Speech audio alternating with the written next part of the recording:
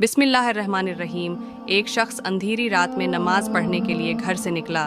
अंधेरे की वजह से उसे ठोकर लग गई और वो मन्ना के बल गिर गया।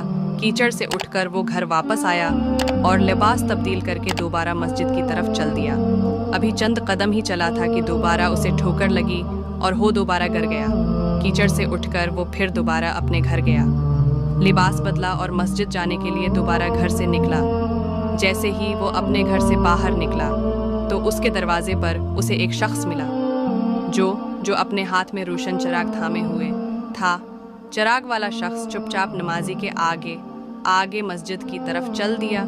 इस मर्तबा चिराग की रोशनी में नमाजी को मस्जिद पहुंचने में किसी दुश्वारी का सामना नहीं करना पड़ा। वो खैरियत से मस्जिद पहुंच गया। मस्जिद के दरवाजे पर पहुंचकर चिराग वाला शख्स रख गया। नमाजी उसे छोड़कर मस्जिद दाखिल हो गया और नमाज अदा करने लगा। से फारिग होकर वो मस्जिद के बाहर आया।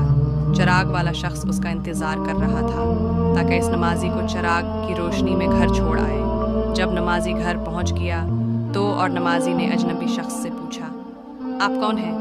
अजनबी बोला, सच बताऊं तो मैं अबलीस हूँ। नमाजी की तो हैरत की इंतहा न रही।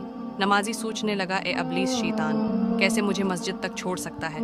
उसका काम तो लोगों को बहकाना है। तो उस शख्स ने बड़ी हैरत के साथ अबलीस से पूछा, तुझे तो मेरी नमाज रह जाने पे खुश होना चाहिए था, तो फिर तुम चिराग की रोशनी में मुझे मस्जिद तक क्यों ले गए?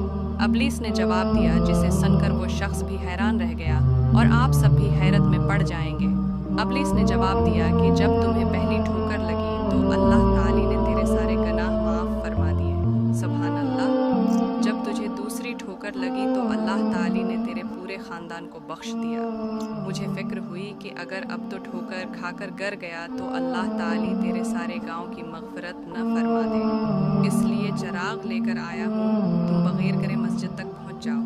इस शख्स ने जैसे ही ये बात सुनी, इसने अल्लाह ताली की बारगाह में अपना सिर झुकाकर अल्लाह का शुक्र अदा किया।